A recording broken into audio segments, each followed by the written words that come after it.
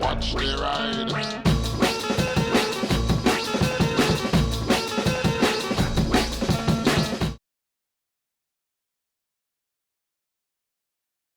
Right, I'll be quick with this because a lot of this is not really relevant to you guys.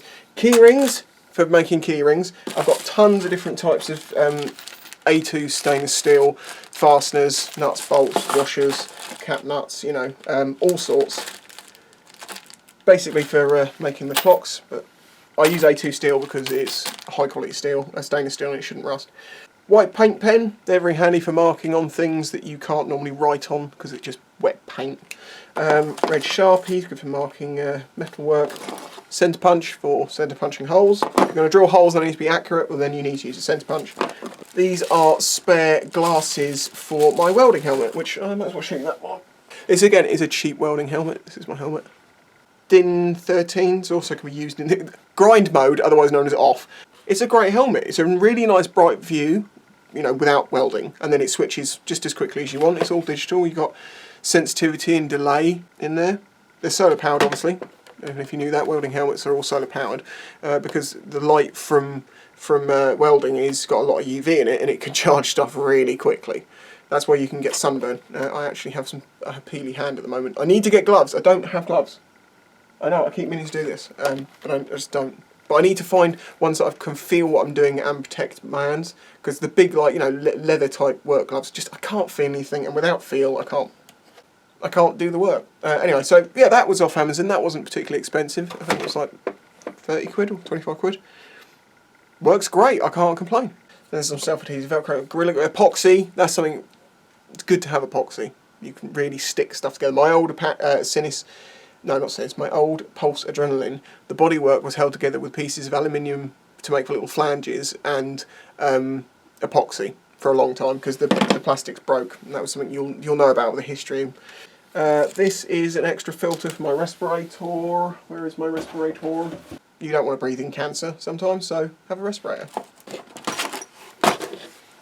Then, there we go, there's my respirator, my Bane-esque respirator. I actually quite like this, it's comfortable and it works, and it's got this changeable filter in it. And then goggles, if you're working with metal, absolutely essential. I've experienced metal in the eye and I don't want it again. That's a charger for my cordless drill. Cordless drill, very handy to have. It's a screwdriver drill. Yeah, it's Wix. It's terrible. But it does the job. It was only about 30 quid, I think, and it does what I need it to do. So it's not great, but it's got no real power. I mean, right, so that's a clutch 15, the highest it goes. And on solid, hang on a minute, what the it's out of sync of where it's supposed to be, but anyway, I can beat it, so it's not great. But it does serve a purpose. And I've had it a couple of years, and it's working. This is a scalpel set, very handy to have for all sorts of things, but this is mostly associated with the metalwork stuff. But we're getting into stuff that's more interesting to bikers soon, don't worry. It's a drill set that I bought, it's not very expensive. 1.5, 1.5, 2, 2, 2.5, 2.5, 3, 3, 2, 3, 5, 4, 4, 5, 5, 6, 8, 10. They're alright. They're titanium nitride coat something high speed steel. I don't know about that because when I tried drilling into some steel, it just started rounding the crap out of the edges. It didn't cut at all. So for softer metals and things, or smaller holes, I found these to be great, but they're cheap. Cheap drill bits don't last, and they're not as good as normal ones because they're never as sharp and they're never as strong. And for a drill bit, if you need it to be an accurate hole, you have to spend the money on the tooling. That's why, shut up! That's why mill tools and lathe tools are so damned expensive. That's a countersinking sort of deburring type, you know, adapter I use for clock stuff. So yeah, not very expensive, and you get most of the sizes that you need for general stuff, but don't expect these to do any accurate work or go through anything particularly hard, because it won't happen. This is multi-purpose black silicon. I have reasons for owning this. Okay, so Dremel. One thing I'll say about Dremel is, everyone, you know, Dremel's the really well-known name for handheld tools. As far as I'm concerned, they're shite, because so many of their tools break. In fact, my Dremel has gone from being, you know, a multi-speed Dremel to a 1-speed Dremel because I think it's a Triac. I spoke to, what's his name? Big Clive. Actually, I asked him what his advice on it. I said, could it be dirt? And he said, no, it's more likely that it's, I think he said it was a Triac or something. Basically, an electrical component has overloaded and blown. So now I just get on, no variable speed. So I need to return that really. But I've got a year, so I thought I'd just keep using it. And then about 10 months in, I'll send it back. Because it has a fault. If it breaks entirely in between when I'm still entitled to my refund, it just means I get more life out of it before I start damaging the next one. And then I have a Dremel engraver, which a very kind subscriber of mine gave me, and that's how I engrave all my markings on my clock. I should just say though, Dremels though, as a tool, idea, a handheld rotary tool like that is a fantastic thing to own because it takes so many bits, it does so many jobs. You can cut metal work with it, you can cut bolts down with it, you can grind the bolts with it. It's so handy to have. I use it for a lot in my metalwork stuff. But yeah, as I say, so you get the accessory kits. Now if you buy these from like Dremel, or you get one with your thing, you get grinding stone, different shape grinding stones, different attachments, little retainer, I don't know what you'd call them, are they arbors? No, they're not arbors. I can't think. It's basically you attach a sanding disc onto it and you have these, you have these little drums, you see, sandpaper, they're hard, and then they fit onto that and you put it in there and you can then spin it around.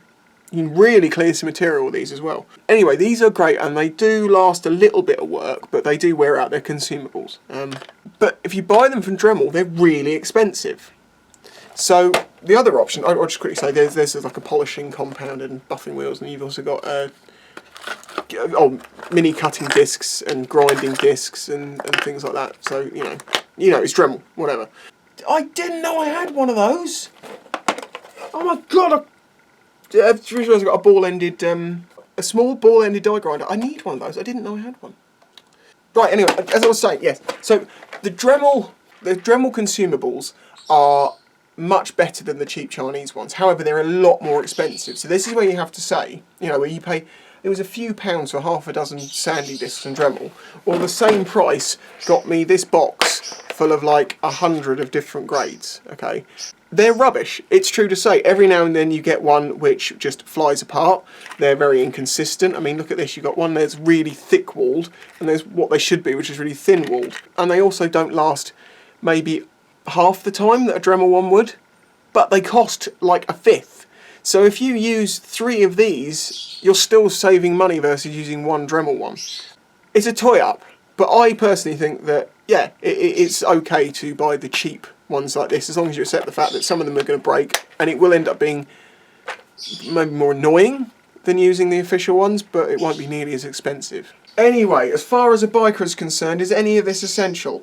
Well, the Dremel may be, because there is a load of jobs. Oh, and I've also got some, again, this is another example of cheap Chinese. This is some die grinding bits that I use in my Dremel for, shaping metal and stuff. These are at £16, no, but £10, £16.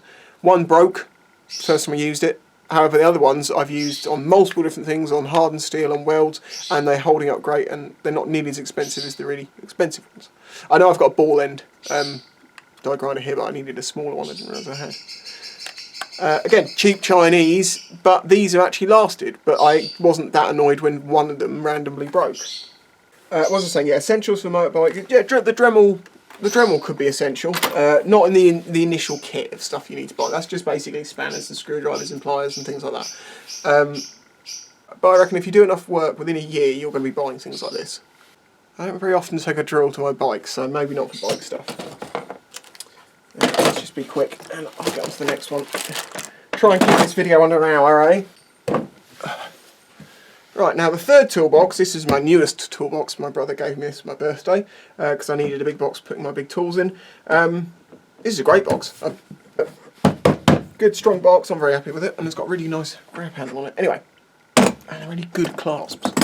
And the other boxes, by the way, one's is a Stanley, that silver one's a Stanley box. I've had that for years and years and years and years and years and years, and I've abused it, and it's great still. And the other one's really cheap, and it's still a good toolbox. But toolboxes seem to have got a lot cheaper in recent days, so for good ones. Maybe it's the plastics have got better or cheaper. This is very much Metalworks, but you might be interested to know what I have in here. Okay, so I'm going to try and get through this one quite quickly, but there is still a little bit to cover. simple. These are in here basically because these are wire cutters, but I also use them for snipping, you know, the wire when you're welding. It's quite handy to trim it down using these. They're only like 10 quid, rated to 1000 volts because they're electrical ones. Wire cutters like this, that is one of the essentials, I would say, with your pliers. With this sort of action type, that bird, seriously, with this sort of action type tools, you want standard pliers, needle nose pliers, and a set of snips. Just don't abuse them, because if you ruin the edges, they won't cut straight anymore. To be quick, I've just talked for like 2 minutes about a pair of wire snips. Anyway, these are tin snips. These are for cutting through metal, and as you know, the clocks use aluminium for the plates. So there's that. These are some diamond files that a lovely subscriber of mine sent me, and I have used on loads of stuff for getting in tight nooks and crannies. Diamond files are basically diamond encrusted files, so you can file hardened steel, because the chain of hardness, basically, if you want to sand something, you need to sand it with something harder than the thing that you're sanding. Otherwise, the thing that's harder will destroy the sandpaper and do nothing. Well, yeah, you know what I'm saying. And that's diamond paste that you can use with them. That is a buffing compound that I use with a buffing wheel. I only use blue because I get things. That's a sort of finishing compound. I get things to the point that that's more than enough for the last step. The angle grinder. The best tool a man will ever own. You can be a freaking surgeon with an angle grinder. It looks like, you know, a big hunking thing that's got a disc on it that's going and some stupid RPM. But it's a finesse tool. Yeah, of course you can really rip through things with it, but you can shape and grind with it, and after a while you just get used to using it. Now you might be saying, Spicy, look at you, you've got the handy grip on there. Yeah, because I have to do things flat, and it just helps me keep things flatter. And some people would say, oh, what you got the guard on there for? It just gets in the way. Because I have 10 fingers still. That bird. Shut up! But yes, an angle I swear to God. But yes, an angle grinder is it's definitely not an essential tool at the beginning, but it is something that every guy, girl, someone who's interested in building things should have, because it's so useful, and you get such a multitude of different things. You know, like wire wheels is like really worn down, but these are great for cleaning up rusted metal and stuff, and it doesn't really scratch it too much. Then you've got flat discs called flap, F-L-A-P discs, because they're made of basically flapped pieces of flapped sandpaper. See, it's stacked up, and you buy those in different coarsenesses, different grits. That's a 120, which is, you know, it's quite light. And then there's the standard 80 grit, like this. That's your sort of standard used for most things. And an old 80 grit. I swear to God, it's fallen down again. I'm leaving it.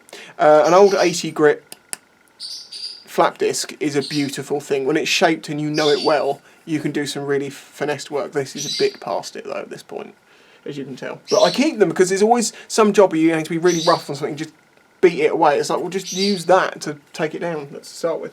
Again, this is where the Chinese debate comes in.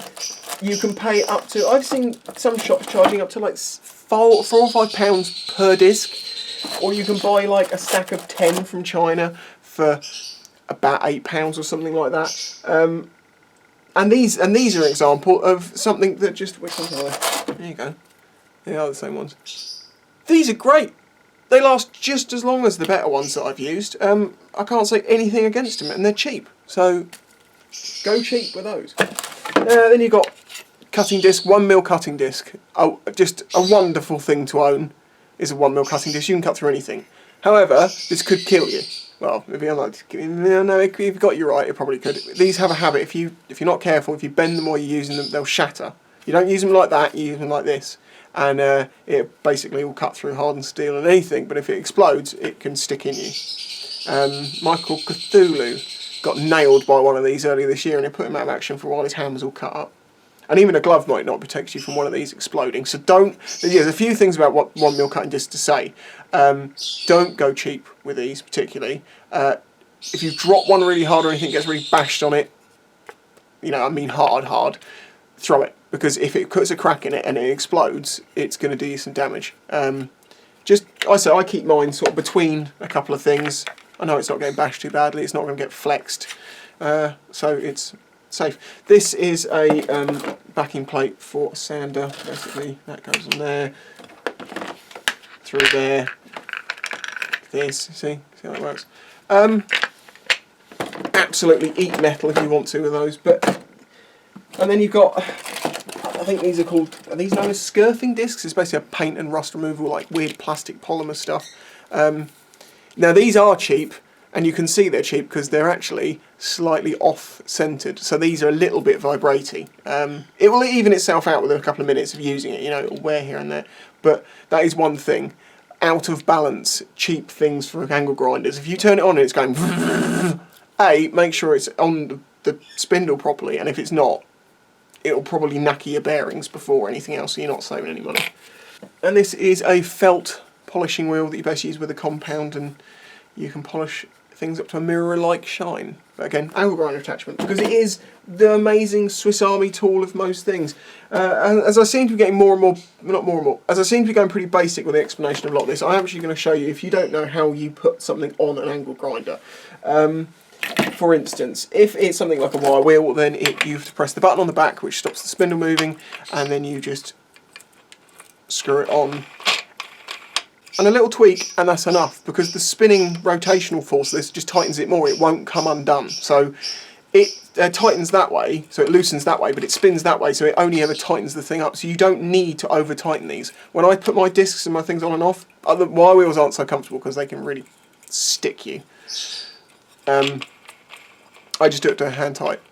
Learned that from my brother, because he's always done it, and you know, it's just what everyone does, I think, really. It's the right thing to do. The other method of attachment you'll notice is you get these two discs. One of them's got a cutout that goes on the spindle and it locks that.